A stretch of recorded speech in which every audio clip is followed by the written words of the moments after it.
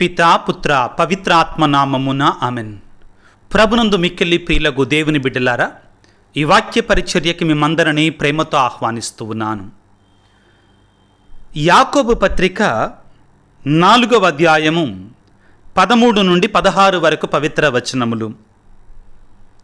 నేడో రేపో ఏదైనా నగరమునకు పోయి అతట 1 సంవత్సరములో వ్యాపారమును మంచి లాభములు గణించి సంపాదించుదము అని మీరు పలుకరాదు. అయ్యలారా, నా మాట వినుడు. మీ జీవితము రేపు ఎట్లుండునో కూడా మీకు తెలియదు కదా. ఎలయనా మీరు ఈ క్షణమున ఉండి మరుక్షణములో అదృశ్యమయ్యేడి పొగమంచు వంటివారు. కనుక ప్రభువు అనుగ్రహించినచో ఎట్లో జీవించి ఏదైనా సాధింతము అని మీరు పలకవలను అని పలికెను. క్రీస్తునందు మిక్కిలి ప్రియులకు సహోదరి సహోదరులారా, దీనత వినయం అనేటువంటివి దేవుడు మెచ్చుకునేటువంటి అతి శ్రేష్టమైనటువంటి గుణాలు క్రైస్తవునిలో ఉండవలసినటువంటివి. ఈనాడు మనం చదువుకున్న వాక్యములో యాకోబు పత్రికలో నేను ఆ వ్యాపారం చేస్తాను, నేను ఈ వ్యాపారం చేస్తాను, నేను అది సాధిస్తాను, ఇది సాధిస్తాను, నా అంతట నేనుగా అనేటువంటి గర్వాన్ని మన దగ్గరికి చేరనివ్వకూడదు. సాధించాలి, చెయ్యాలి అనే ఉద్దేశం ఉండటంలో తప్పు అంటలేదండి ఇక్కడ. అని ఏమంటున్నాడు? ప్రభువు అనుగ్రహిస్తే, ప్రభువు దయతో, ప్రభు యొక్క దీవెనలతో, ఆశీర్వాదాలతో నేను సాధిస్తాను అనేటువంటి మంచి మనసు, సహృదయము మనందరిలో ఉండాలి. ప్రియులారా, క్రైస్తవుడనేటువంటి వాడు డంబము లేనటువంటి వాడిగా ఉండాలి, నిరాడంబరుడుగా ఉండాలి. దీనత వినయం అనేటువంటి సుగుణాలని ఆభరణముగా ధరించాలి. ప్రియులారా, అమెరికా దేశంలో కాలిఫోర్నియా ప్రాంతంలో ప్రియులారా మొడెస్టో అనేటువంటి ఒక పట్టణం ఉంది. అక్కడ సుమారుగా 2 లక్షలకు పైగా జనం జీవిస్తున్నారు. కాలిఫోర్నియా ప్రాంతంలో ఈ మొడెస్టో అనేటువంటి పట్టణమే 14వ అతిపెద్ద పట్టణం. ప్రియులకు దేవుని బిడ్డలారా, ఇంతకీ మొడెస్టో అంటే అర్థం ఏంటి? నిరాడంబరత, డంబము లేనితనము, దీనత్వము, వినయము.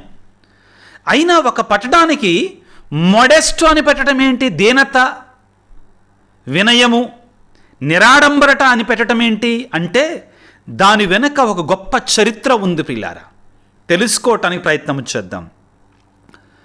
1800 సంవత్సరం ప్రాంతములో విలియం సి రాల్స్టన్ అనేటువంటి గొప్ప వ్యాపారవేత్త, కోటీశ్వరుడు ఆ ప్రాంతంలో జీవించాడు. తను గొప్ప వ్యాపారవేత్త. తనకి కొన్ని కోట్ల డాలర్లు వస్తూ ఉండేవి.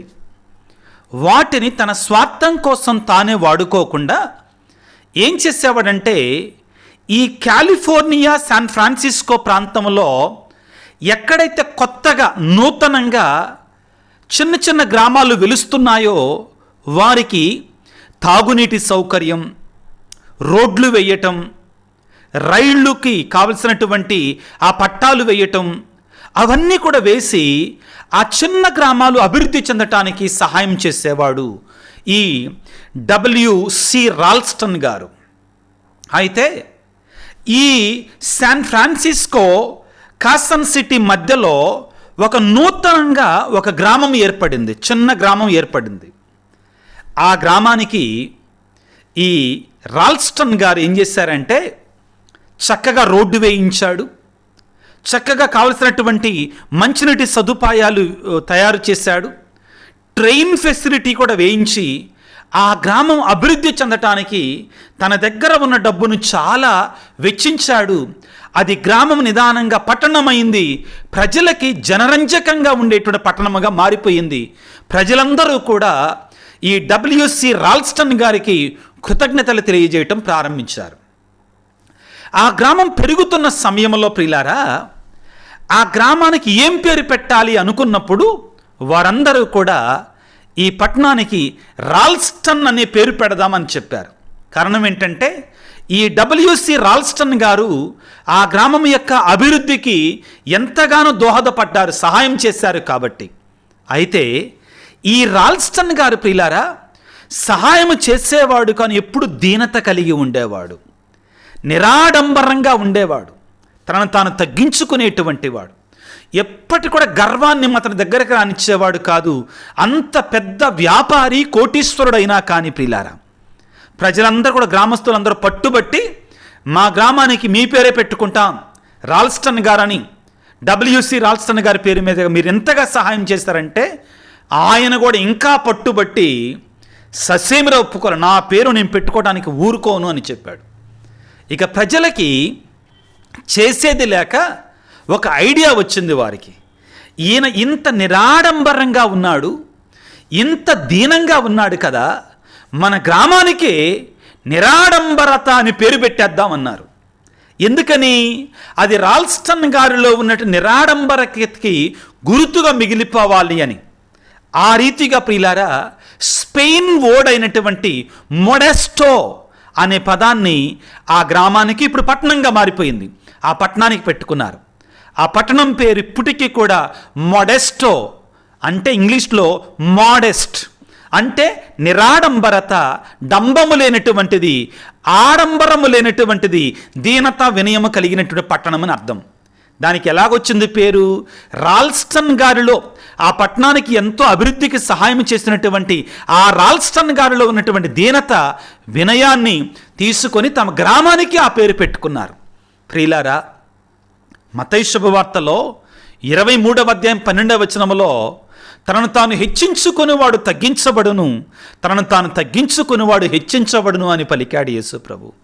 అవును ప్రియులారా, ఈ రాల్స్టన్ గారు, డబ్ల్యూసి రాల్స్టన్ గారు అంత గొప్ప సేవ చేసినా కానీ తన పేరు కనపడకూడదో అని నిరాడంబరంగా పలికితే దేవుడు ఎంతగా హెచ్చించాడంటే తనలో ఉన్న నిరాడంబరతనే ఒక పట్టణానికి పేరు పెట్టినట్లుగా చేశాడు దేవుడు. ప్రియులారా బైబిల్ గ్రంథం మనందరికీ నేర్పించే సత్యం ఏమిటి అంటే క్రైస్తవుడు అనేటువంటి వాడు డంబాలకి ఆడంబరాలకి పోకూడదు, గర్వానికి వెళ్ళకూడదు. ఇదిగో యాకోబు గారు ప్రియులారా ఈ విషయంలో తాను రాసిన పత్రికలో చాలా స్పష్టంగా తెలియజేస్తున్నాడు. మనలో ఎవ్వరము కూడా స్వీయ బలం మీద, సొంత బలం మీద ఆధారపడి నేను చేస్తాను, నేను సాధిస్తాను, నా వల్ల అవుతుంది అనటం కాదు, కానీ దేవుడు సహాయము చేస్తే నేను సాధిస్తాను. యోహాను సువార్త 15వ అధ్యాయం 5వ వచనములో ఎవడు నా యందు ఉండునో నేను ఎవని యందును ఉండునో వాడు అధికముగా ఫలిస్తాడు, ఏలయన నేను లేక మీరు ఏమీయూ చేయజాలరు. ప్రియ దేవుని బిడ్డ, నీవు ఏ విధముగా ఉంటున్నావు? కొన్నిసార్లు విచిత్రం అనిపిస్తుంది ప్రియులకు దేవుని బిడ్డలారా. కొంచెం అధికారం రాగానే అస్సలు వాళ్ళ పట్టడానికి పగ్గాలు ఉండవు. కొంచెం ధనము చేకూరగానే అసలు వాళ్ళు భూమి మీద నడవరు, ఇంకా గాల్లో నడుస్తుంటారు, ఎగిరెగిరి పడుతూ ఉంటారు. పిల్లారా దేనికోసం అండి? ప్రియులారా ఈ భూమి మీద జీవించిన గొప్ప వాళ్ళందరూ కూడా, గొప్ప గొప్ప శాస్త్రవేత్తలందరూ కూడా దీనత్వాన్ని కలిగే జీవించారు, డంబాలకు వెళ్ళలేదు. అన్నిటికంటే ముఖ్యంగా యేసయ్యను మనం చూడాలి, ఆయనలో ఉన్న దీనతను మనం చూడాలి. ప్రియారా ఇదిగో ఫిలిప్పీ పత్రిక 2వ అధ్యాయములో ఆయన చూపినట్టు వినయము, దీనత్వం ప్రతి క్రైస్తవుడు కూడా అవలంబనం చేసుకోవాలి, అలవాటు చేసుకోవాలి. ఏమంటాడు ప్రియులకు దేవుని? ఫిలిప్పీ పత్రిక 2వ అధ్యాయం 7-8 వచనాల నుంచి ప్రియులకు దేవుని, ఆయన ఎల్లప్పుడూ దైవ స్వభావం కలిగి ఉన్నా కానీ దేవునితో తన సమానత్వం పట్టుకొని వేలాడలేదు. ఇది గ్రహింపవలసిన సత్యము. 7వ వచనంలో ఆయన తనను తాను రిక్తును చేసుకొని సేవక రూపమును దాల్చి మానవ మాతృడిగా జన్మించను. ఆయన అన్ని విధములుగా మానవ మాతృడై ఉండి అంతకంటే వినయము కలవాడై మరణము వరకు, సిలువపై మరణము వరకు కూడా విధేయుడాయను. ఇవన్నీ కూడా యేసు ప్రభు యొక్క విధేయతను గురించి మాట్లాడుతూ పౌలు గారు ఏమంటారంటే అదే అధ్యాయంలో ప్రారంభములో, ఇదిగో క్రీస్తునందు మీదైన మనస్తత్వమునందు మీరు అలవాటు చేసుకోనండి. ఈ క్రీస్తుకున్నటువంటి ఈ దీనత, వినయమైనటువంటి ఈ మనస్తత్వాన్ని మీరు అలవాటు చేసుకోనండి, మీరు నేర్చుకోనండి. ప్రియ క్రైస్తవుడా, ఇది మనందరం కూడా నేర్చుకోవాల్సిన సత్యం ఏమిటి? దీనత, వినయం అనేటువంటిది ప్రియులకు దేవుని బిడ్డలారా. మత్తయి శుభవార్త 5వ అధ్యాయం 3వ వచనములో అష్టభాగ్యాలలో మొట్టమొదటిది ఏమిటంటే దీనాత్ములు ధన్యులు, దేవరాజ్యము వారిది. దీనత లేకుండా, వినయము లేకుండా దేవుడు రాజ్యములో ప్రవేశించలేం ప్రియులారా. 1 కాదు 2 కాదు, బైబిల్ గ్రంథం అంతా కూడా ఈ ఉదాహరణతోటి నిండిపోయిందండి. ఏమిటి? దీనత కలిగినటువంటి వారిని దేవుడు గొప్పగా హెచ్చించాడు. మోషే లాంటి వారని, దావీదు లాంటి వారని దేవుని యొక్క మందస్సం ముందు తన రాచరిక దర్పాన్ని ప్రదర్శించలా, తాను సామాన్యుడిగా వెళ్ళి నాట్యమాడాడు. దేవుడు దీవించాడు, ఆశీర్వదించాడు పిల్లరా. లూకాసు వార్త 1వ అధ్యాయము 46వ వచనం నుంచి మనం చదువుకుంటే మరియ తల్లి పలికినటువంటి స్తోత్రగీతం, పాడిన స్తోత్రగీతం ప్రియులారా. ఆయన గర్వాత్ములను అణగద్రొక్కి దీనులను హెచ్చించును, గర్వాత్ములను ఆశ్రమం నుండి పడద్రోసి దీనులను లేవనెత్తుతాడని చెప్తాడు.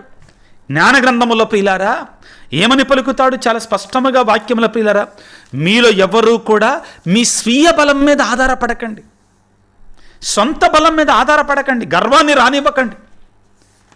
ఎందుకంటే నీవు ప్రణాళికలు రచించవచ్చును కాక, కానీ ఆ ప్రణాళికలను సఫల సిద్ధం చేసేది మాత్రం ఆయనే.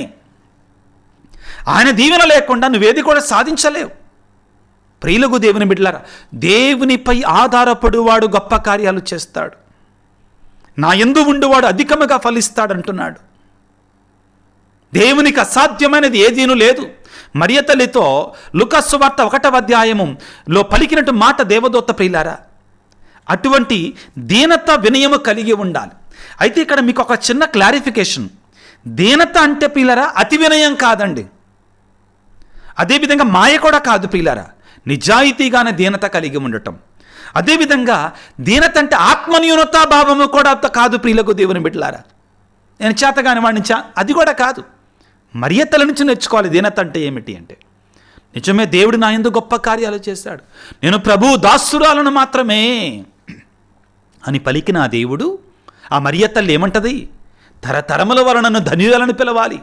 నా దీనత, నా గొప్పతనం ఎవరిలో? ఆయన యందే కానీ నా యందు కాదు.